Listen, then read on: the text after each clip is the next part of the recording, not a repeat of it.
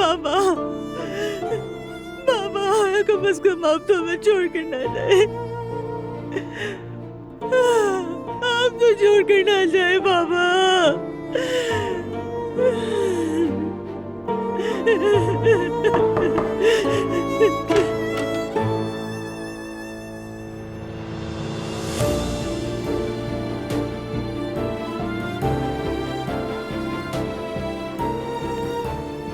तुम ठीक हो नूर? मेरी मेरी प्लीज, मुझे थोड़ी देर के लिए आप अकेला छोड़ दे।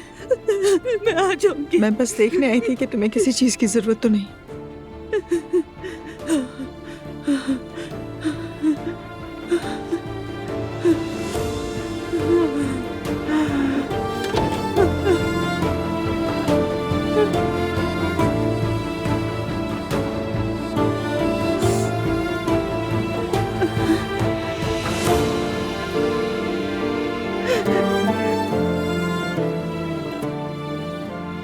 अम्मी,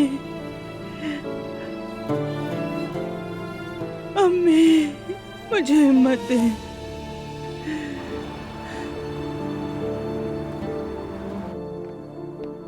अल्लाह आप सबको सब्र दे। अल्लाह हम सबको सब्र दे सवेरा। अच्छा, दुआ खत्म हो गई? अरे नहीं सवेरा, मैं बर्दाश्त नहीं कर सकी। सारा दिन खड़े रहे थे, मेरी हालत खराब हो गई, बीपी बढ़ गया। हाँ, और वैसे होना भी यही था। वैसे उन्हें बुरा तो नहीं लगना चाहिए। नहीं बेटा, सबको मालूम है कि मैं बीमार हूँ और तुम भी उम्मीद से हो। जी बिल्कुल, आप दोनों की हालत सबको नजर आ रही है, सब समझते हैं। मैरी तो वहीं पे है अभी। सच में अभी तक यकीन नहीं आ रहा। इतनी मजबूत औरत चली गई। खैर, मैंने एलिफ को सुला दिया था, जरा देख कर आती हूँ। हाँ, जो पीछे रह गए उनका हाल भी बुरा है। हाँ, बहुत मुश्किल वक्त है। दिल का ही मसला था ना। जब पहला दिल का दौरा पड़ा था तो उन्हें अस्पताल से निकलने ही नहीं देना चाहिए था। ठीक कह रही हैं मम्मी आप। मेरी भी आ गई। मम्मी, हम अभी उसी के पास से तो आए हैं ना, इतनी जल्दी कैसे आ सकती है?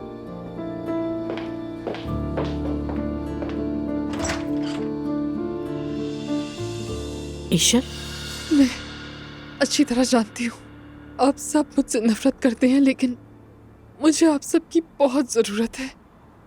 क्या मैं अंदर आ सकती हूँ? अंदर आ जाओ। आओ। इशल, चाहे मुझे डांट लें, चाहे बुरा भला कह लें, लेकिन मेरे पास जाने के लिए और कोई जगह नहीं। ये क्या बात की तुमने? आओ यहाँ बैठो।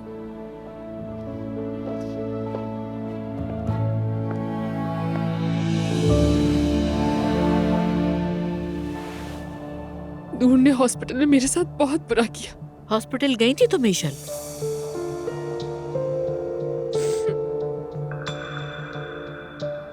मेरी बात गौर से सुनो। अब चाहे तुम खुद को कितना ही कोसो, कुछ नहीं बदलने वाला। सब कुछ मेरी वजह से हुआ है। देखो बेटा, अगर हम जिंदगी के फैसलों को रोक सकते तो मेरी नवासी भी अपनी माँ के साथ ही बड़ी होती ना। मैंने तो बस मोहब्बत की थी, मैं नहीं चाहती थी कि वो मर जाए। यकीनन तुम ऐसा नहीं चाहती थी। क्यों चाहोगी? खुद को इस तरह कसूरवार मत ठहराओ बेटा। ईशल, अभी गमज़दा लोगों के जख्मों को छेड़ने की जरूरत नहीं है। तुम्हारे लिए बेहतर यही है कि कुछ अरसे तक किसी के सामने ना हो। अगर वो तुम्हें सख्त बातें कहें तो भी वो गलत नहीं होंगे, क्योंकि सब बहुत नाजुक वक्त से गुजर रहे हैं। मैं वहाँ हॉस्पिटल में खुद को किसी को दिखाने के लिए नहीं गई थी। मैं तो बस अब्दुल्ला को देखने गई थी। अगर मैं उन्हें ना देखती तो मर जाती। हाय, उन बच्चों का हाल तो देखो जरा। माँ को दफन कर दिया और बाप आईसीयू में पड़ा है। मतलब अब सबके लिए बहुत मुश्किल दिन शुरू हो रहे हैं।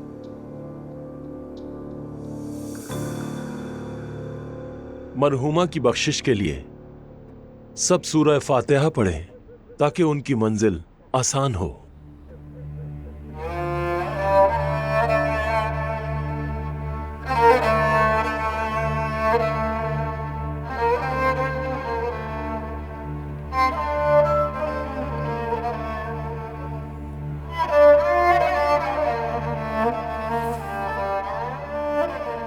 बहुत शुक्रिया इमाम साहब आपका। अल्लाह आपको और आपके घर वालों को सब्र दे। अल्लाह आपको जज़ा दे। आइए।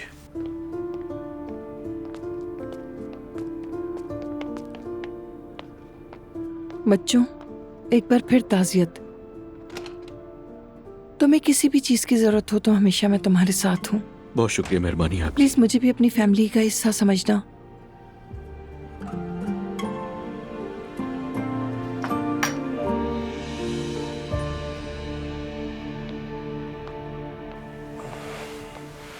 जुल्कर, जी भाई। ले जाओ इसे, मैं इस हलवे को नहीं खाना चाहता। ये तो रस्म है मुस्तफा। आपको रस्मों के बारे में क्या पता है सिवदा अम्मी?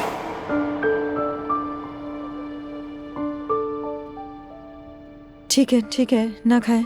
मैं भी अपनी माँ के बाद उनका हलवा नहीं खा सकी थी। कभी कभी दिल नहीं मानता।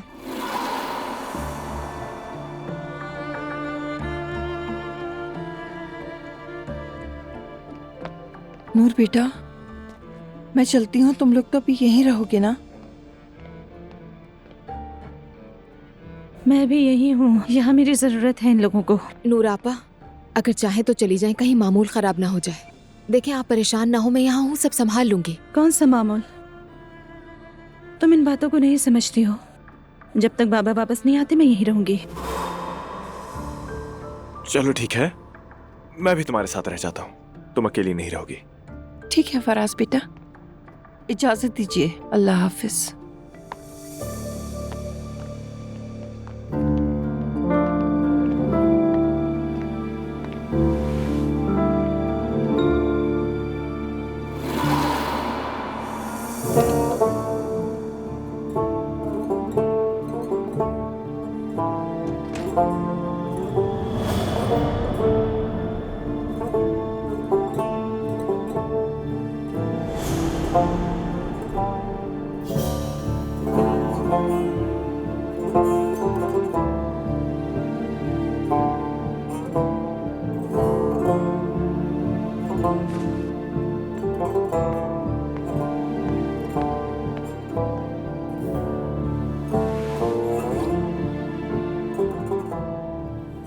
मुस्तफा, तुम ठीक तो हो ना?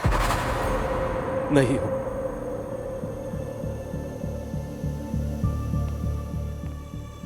भाई। नूरापा, नूरापा। मुस्तफा कुछ अजीब लग रहा है। और क्या करेगा नाला? क्या करेगा? हमारी माँ मर गई, वो और क्या करे? वो तो आप सही कह रही है, लेकिन आपके और अजलान की तरह नहीं है। क्या हम यहाँ दुख का मुकाबला कर रहे हैं? अगर तुम्हें यहाँ भी मुकाबला करना है तो सबसे पहले तुम अपने मियाँ को सारे नंबर दे दो। समझ रही हो तुम? पागल हो तुम? क्या पागल हो? अजलान, आप लोग मुझे गलत समझ रहे हैं। क्या?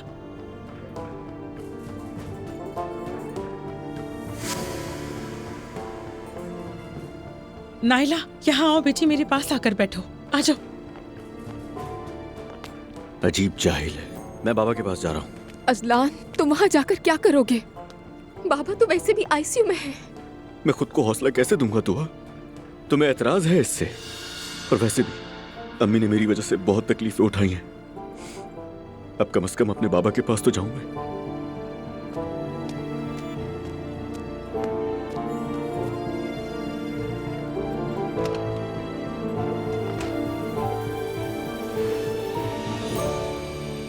देख लो, जब एक घर से एक जनाजा निकलता है तो एक केस अदालत से भी निकलता है। ये बात लिख लो मेरी।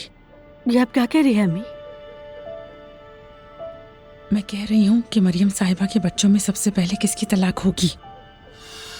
मुझे तो लगता है कि अजलान और दुआ की होगी। अल्लाह न करे अम्मी, आपने तो मुझे डरा दिया है। मैं जाकर मुस्तफा को देख कर आती हूँ।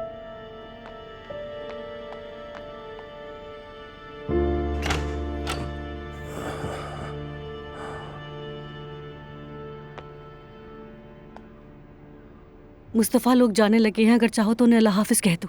नीचे 10 लोग खड़े हुए हैं नायला, वो लोग कर लेंगे। तुम ठीक तो हो ना?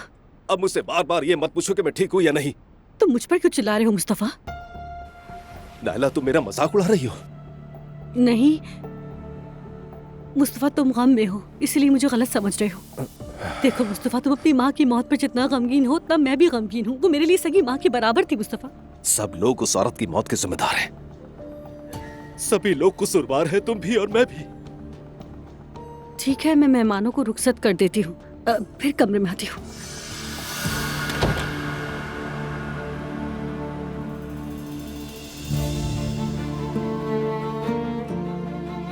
पिछली बार आप गाड़ी में ये लॉकेट भूल गई थी, शायद गिर गया था। मुझे तो यकीन नहीं आ रहा। मैं तो बहुत डर गई थी कि कहीं खो ना गया हो। ये तो मेरा लकी लॉकेट है। मेरी जिंदगी के मुश्किल लम्हों में इसने हमेशा मेरा साथ दिया है। आपने इस लॉकेट को किस कदर कीमती बनाया था। वो सुबह जब हम साथ जागते हैं खूबसूरत होती हैं। हम वहां पहुंच गए जहां शायर ने कहा था, मैं मेहमान बन के आ रहा हूं समंदरों की आवाज के दरमियान और सुबह की धूप की तरह। हैरत ज़दा सा। आप तो नए घर में आते ही शायर भी बन गए हैं। तुम्हारी जिंदगी में आते ही शायरी भी आ गई। अब हमारी जिंदगी हमेशा ऐसी ही रहेगी।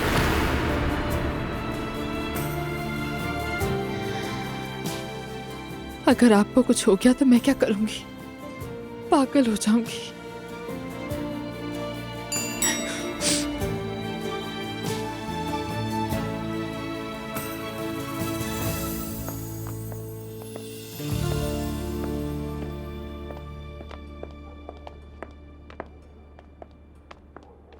मुझे तुम्हारी फिक्र हो रही थी, कॉल की थी, तुमने उठाई नहीं तो इसलिए मैं आ गई। अच्छा किया कि आ गई। बैठो।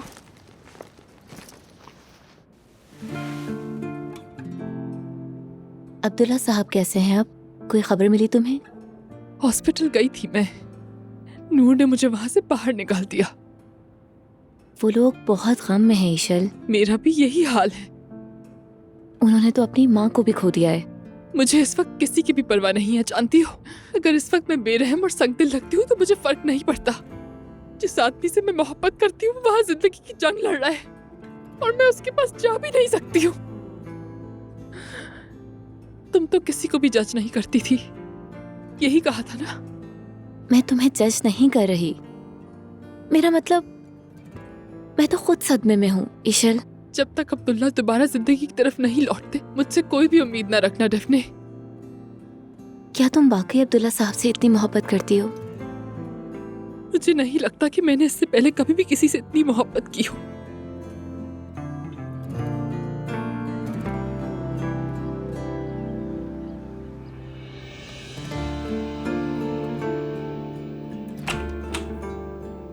हाँ फराज, मैं गाड़ी दरवाजे तक ले आता हूँ। चलो ठीक है।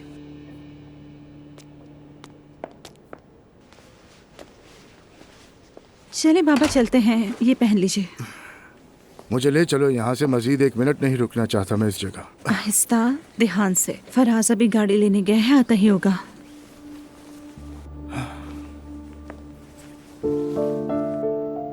अल्लाह आपको हमारे सरों पर सलामत रखे बाबा। अल्लाह का लाख लाख शुक्र है कि आप ठीक हो गए।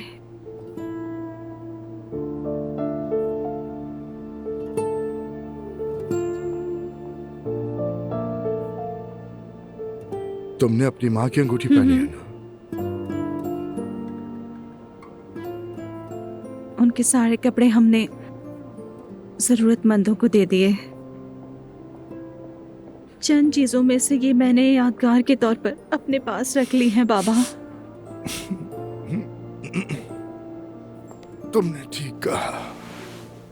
देखो नूर, मैं जानता हूं तुम लोग मुझे कभी माफ नहीं कर पाओगे, समझ सकता हूं। कोई शिकवा भी नहीं है मुझे तुमसे। अगर जरूरी हुआ तो अलग घर ले लूंगा मैं। अभी ये बातें करने का वक्त नहीं है बाबा। मेरी अम्मी अपनी मौत मरी हैं। दिल का दौरा पड़ा था, इसमें आपका कोई कसूर नहीं। हाँ, कुछ और बातों में आपका कसूर है बाबा, लेकिन अम्मी की मौत में नहीं है। घर में सब आपका इंतजार कर रहे हैं। उससे पहले मुझे कहीं और जाना है।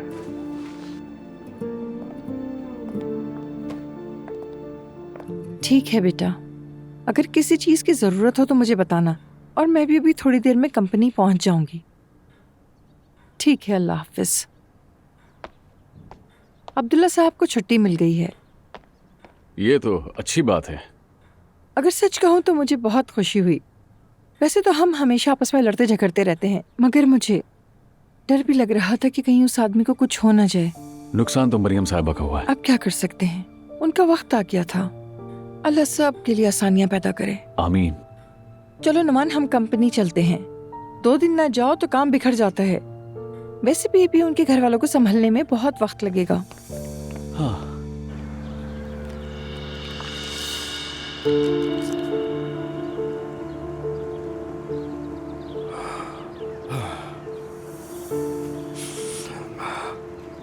ये क्या हो गया मरियम बेगम? माफ करना, आने में देर हो गई। तुमने हमेशा दुआ की कि या रब मुझे जब भी मौत देना, इनसे पहले देना। किसने सोचा था तुम्हारी दुआ कबूल हो जाएगी?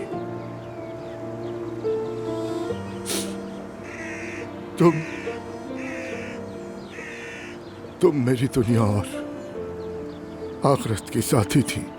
तुम मेरे बच्चों की माँ थी, दुनिया की बेहतरीन माँ।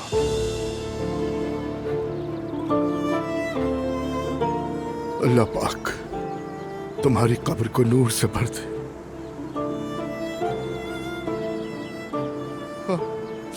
मुझे माफ कर दो, माफ कर दो, माफ कर दो मुझे।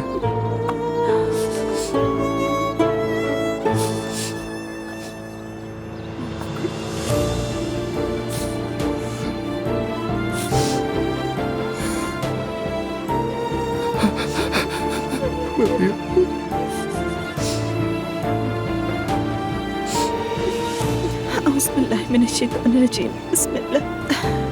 बिस्मिल्लाहिर्रहमानिर्रहीम।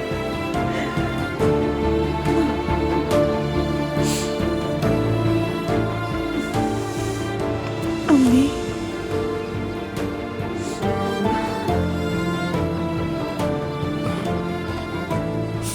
चले बाबा, हम फिर आ जाएंगे। चले।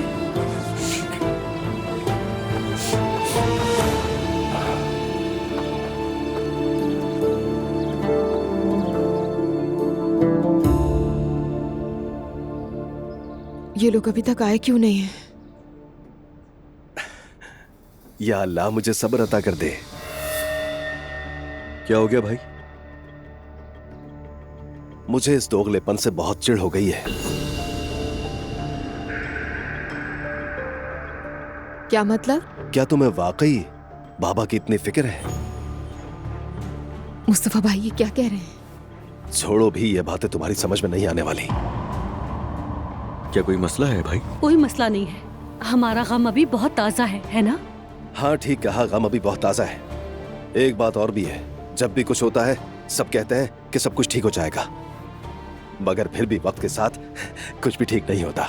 लेकिन जब कभी इंसान को यह समझ आ जाता है कि उसके दुख का सबब कौन है, तो फिर अचानक सबका एक ही छत के नीचे रहना मुश्किल हो जाता है।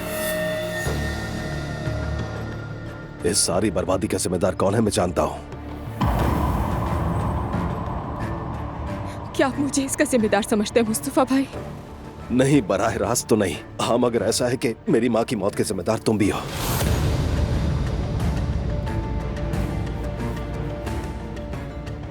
भाई ये वक्त नहीं है इन बातों का।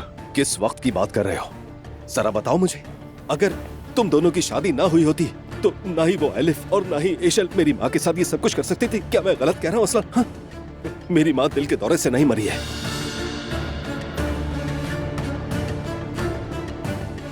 तो जिसने भी मेरी माँ को तकलीफ दी है, उसे ये सोचना चाहिए कि उसका भी इसमें हिस्सा है। बस बहुत सुन ली बकवास, खामोश हो जाओ। चुप हो जाओ असलान। देखो बाबा आ गए, मैं तुम्हें समझा रहा हूँ, उनके सामने ये बातें मत करना, उनकी हालत पहले ही ठीक नहीं है। काश के अम्मी की जगह ये मर गए होते। मुस्तफा ऐसी बातें मत करो, अल्लाह के वास्ते प्लीज। शुक्रिया बेटा। बाबा तबीयत कैसी है? मैं ठीक हूँ। बाबा जान अस्सलाम वालेकुम, अल्लाह आपका साया हमारे सरों पर सलामत रखे। शुक्रिया बेटी। अब्दुल्ला बाबा, अल्लाह आपको सेहत दे। शुक्रिया दुआ। अल्लाह आपको सेहत दे। शुक्रिया बेटा।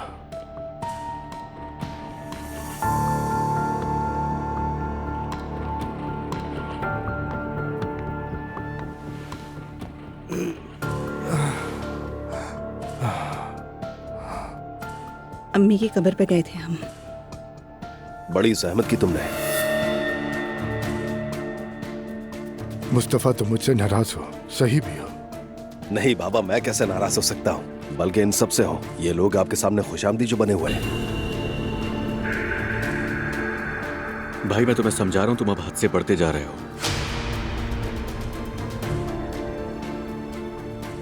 ठीक है, अब बस करें, ये अभी तो अस्पताल से हैं।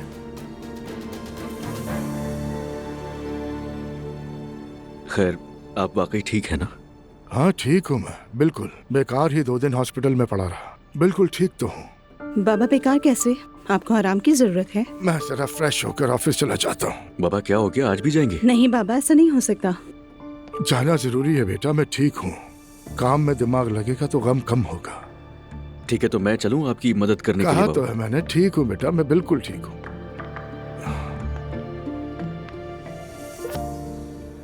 मेरी अम्मी भी ऐसे ही हैं, पुराने जमाने के लोग हैं ना ये, हमारी तरह आराम से नहीं बैठ सकते। हम भी दफ्तर चले जाएं ताकि आप लोगों को फिक्र ना हो। शुक्रिया तुम्हारा।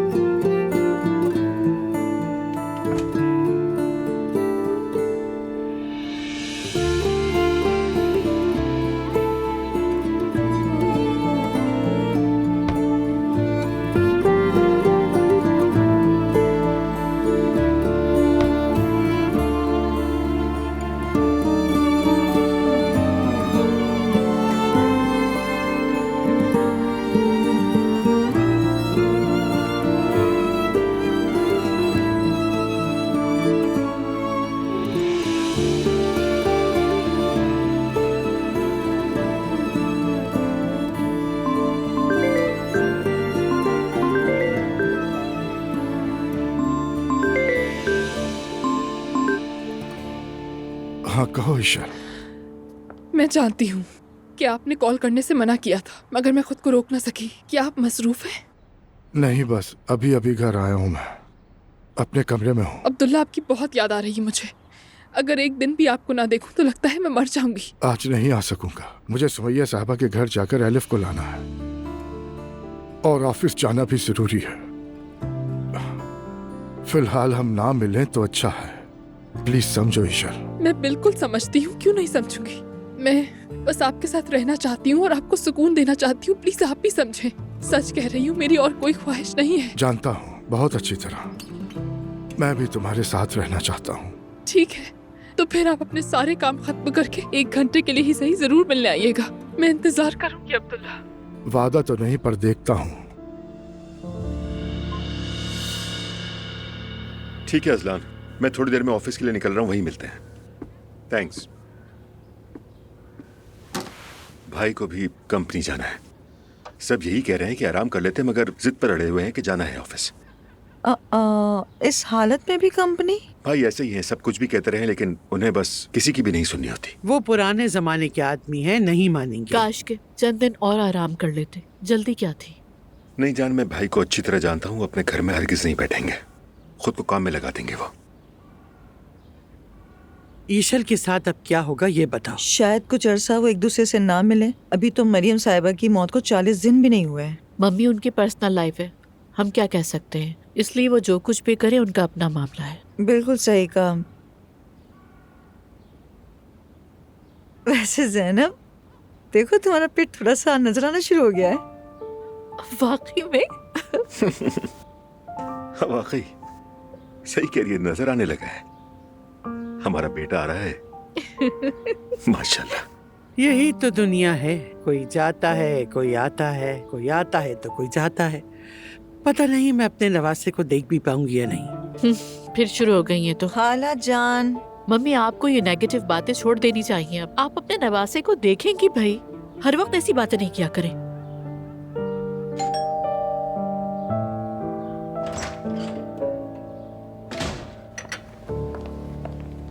अस्सलाम वालेकुम। वालेकुम अस्सलाम बेटा। बहुत शुक्रिया। मैं आप लोगों की खैरियत पूछने आई थी। हाँ बस गुजारा हो रहा है। हाँ अंदाज़ा तो है। मैंने सोचा थोड़ा आप लोगों का मूड बदल दूं। आज शाम आप सबको डिनर पे बुलाना चाहती हूँ। हुल्की भी होगा, हम सब मिलकर आराम से खाएं पिएंगे, ठीक है? बैरल जान तुमने अच्छा सोचा, लेकिन आज रात तो पॉसिबल नहीं है। हमारी फैमिली इस वक्त थोड़े मुश्किल वक्त से गुजर रही है। उम्मीद है तुम बात को समझ रही होगी। किसी और वक्त सही फिर मुलाकात हो जाएगी, ठीक है? अच्छा ठीक है ज़ैनब, आप लोग जरा संभल जाएं, फिर रखते हैं प्रोग्राम। अच्छा जान, मैं ऑफिस के लिए निकल रहा हूँ। ओके मेरी जान। हमारे मेहमान का भी ख्याल रखना। ठीक है। अच्छा जी, फिर मिलते हैं। चलो खुदा हाफिज। खुदा हाफिज बेटा।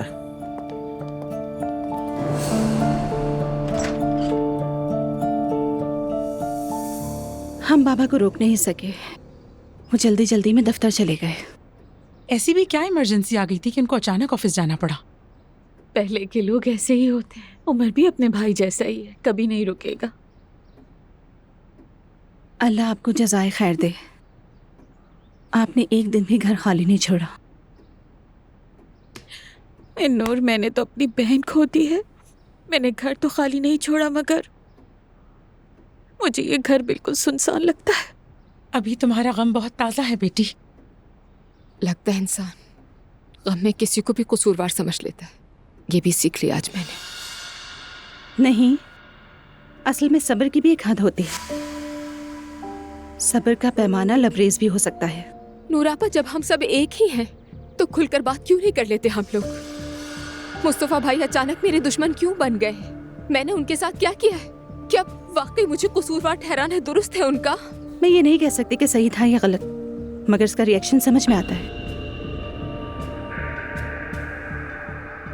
इसके लिए दिल, ज़मीर और हमदर्दी चाहिए।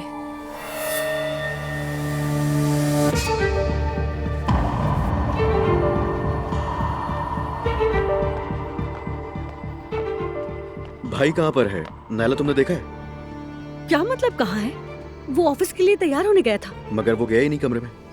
क्या तुम लोग एक साथ नहीं जा रहे? बात यही हुई थी, उसको बाबा के साथ नहीं जाना था तो मैं उसका वेट कर रहा था। अब फोन कर रहा हूँ तो उसका फोन भी बंद जा रहा है। वो अपने रूम में भी नहीं है। या मेरे अल्लाह, मेरे मुस्तफा की हिफाजत फरमा, आमीन।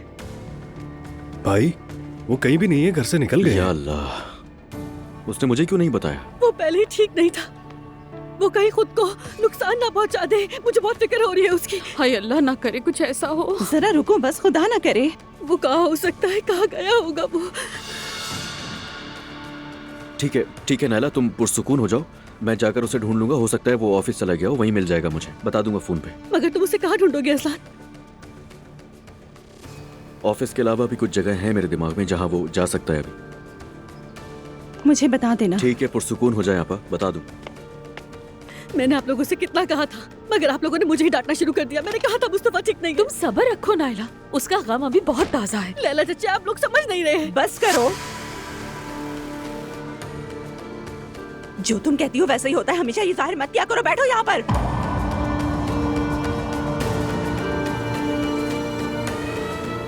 अम्मी सब ठीक हो जाएगा। मैं जवेरिया को देख कर आती हूँ।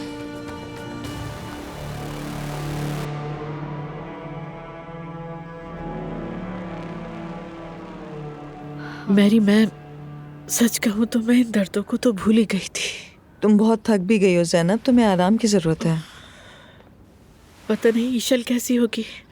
एक तरफ दिल चाहता है उसे फ़ोन करूँ, दूसरी तरफ ख्याल आता है कि उसने बहुत गलत किया, लेकिन वो बेचारी अकेली रह गई है बिल्कुल ही। यार सच कहूँ तो मेरा भी यही हाल है। दुआ का फ़ोन आ रहा है। हाँ दुआ बेटा। डियर मॉम, क्या हाल है? मैं ठीक हूँ, मैरी के साथ बैठी हूँ। तुम सुनाओ क्या हाल है? मैंने सोचा फ़ोन ना करूँ, तुम मसरूफ़ होगी। तुम्हारे फ़ोन का इंतज़ार था। सब ठीक है ना? आपने ठीक किया, सब वैसा ही है जैसा आपने सोचा था। लोग आ जा रहे हैं। तुम कैसी हो? कैसी हो सकती हूँ मॉम, दुख तो है मगर ज़्यादा हैरानी है मुझे। यकीन भी नहीं आ रहा कि वो चली गई। मतलब आदत पड़ने में थोड़ा वक्त लगेगा उनके बगैर। बच्चों के लिए मुश्किल है दुआ, जिंदगी तो सबके लिए मामूल के मुताबिक चलती रहती है। क्या बताऊं मॉम, मैं सबके साथ समझदारी से पेश आने की कोशिश कर रही हूँ, मगर नूर आपा और मुस्तफा भाई मुझसे नाराज हो गए और असलान भी ठीक नहीं है। वो मेरा साथ ही नहीं दे रहा किसी भी मामले में, जैसे मैंने उसकी माँ को मार दिया हो। घर में ऐसा माहौल बना हुआ है।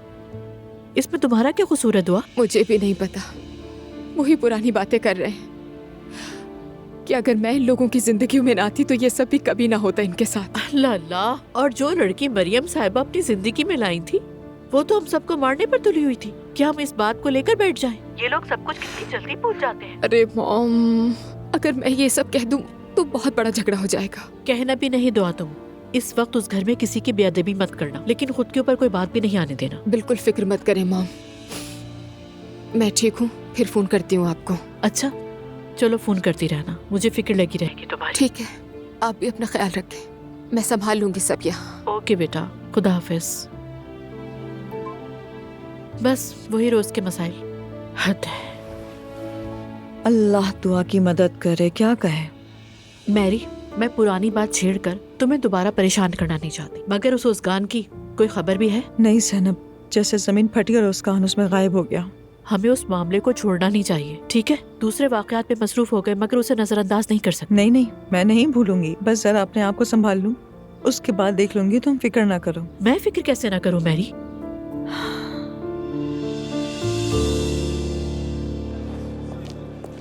अब्दुल्ला साहब खुशामदीद, अल्लाह सेहत दे आपको। शुक्रिया। शुक्रिया, आप वापस आ गए। अल्लाह से बहुत शुक्रिया। आपको देखकर अच्छा लगा। बहुत अफसोस है। बस दुआ कीजिए। अब्दुल्ला साहब अस्सलाम वालेकुम। आपको दोबारा यहाँ देखकर बहुत खुशी हुई। अल्लाह सेहत दे आपको। शुक्रिया। हम बहुत डर गए थे सर। बिल्कुल सच है ये। हमें वाकई बहुत अफसोस है। दुआ करो अल्लाह में सब्र से।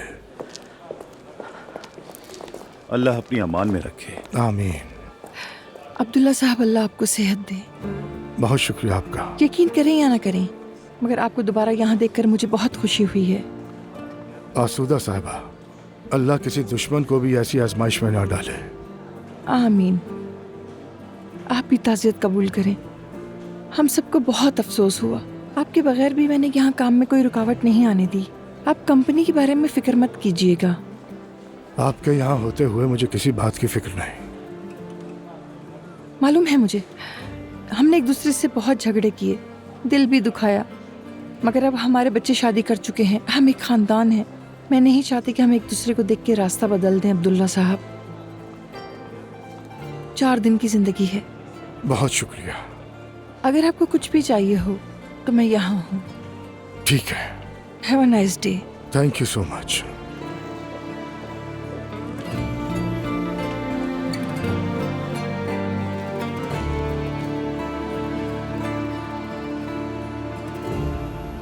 जो लोग भी आपकी मौत के जिम्मेदार हैं अम्मी, उनके साथ एक घर में रहना मुश्किल हो गया है। आपको याद है अम्मी, आप हमेशा मेरी हिफाजत किया करती थी।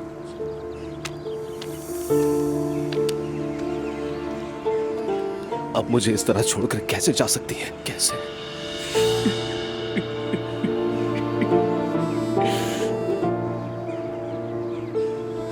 भाई, कैसे ढूंढ लिया मुझे? तुम ये बताओ क्या कर रहे हो यहाँ, और अकेले क्यों है? मुझसे कह देते मैं ले आता। मैं कब से तुम्हें फोन ट्राई कर रहा था, फोन भी बंद है। अभी ही फोन ऑन किया है इत्तेफाक से। उसके बाद कॉल लॉग्स को देखा मैंने। उन्हीं लॉग्स के नीचे अम्मी की कहीं कॉल थी। क्यों कॉल की होगी?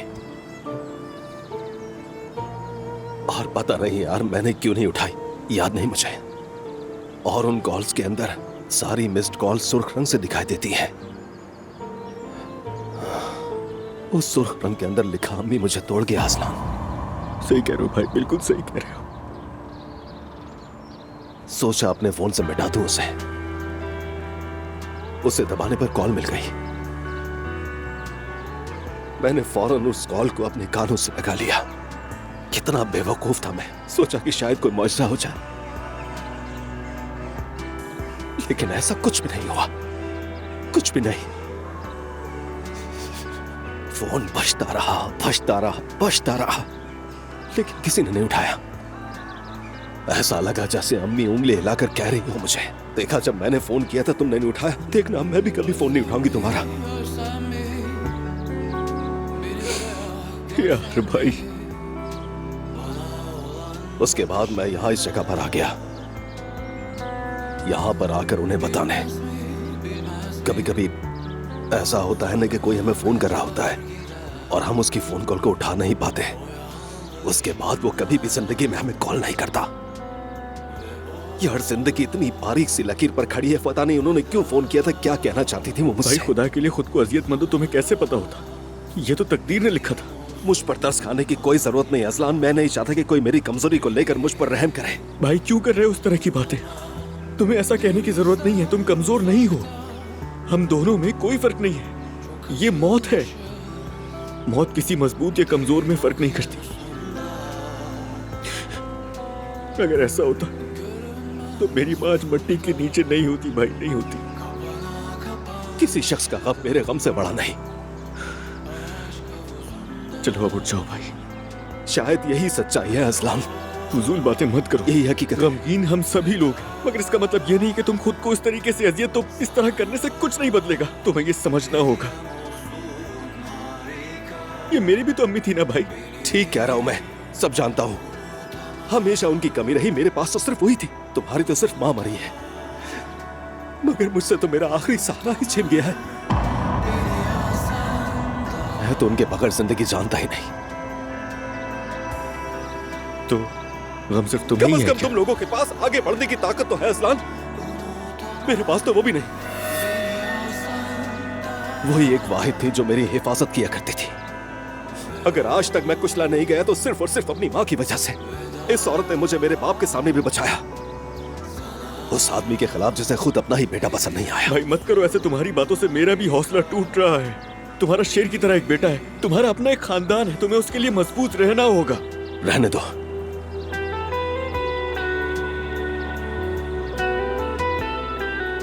काश कि इस मिट्टी के नीचे अपनी मां की जगह मैं दफन हो गया होता। बस बहुत हो गया, उठो। आज के बाद मेरे सामने ऐसी कोई बात मत करना। अम्मी अगर नहीं है तो मैं तुम्हारे साथ हूं। चलो चलो मेरे साथ।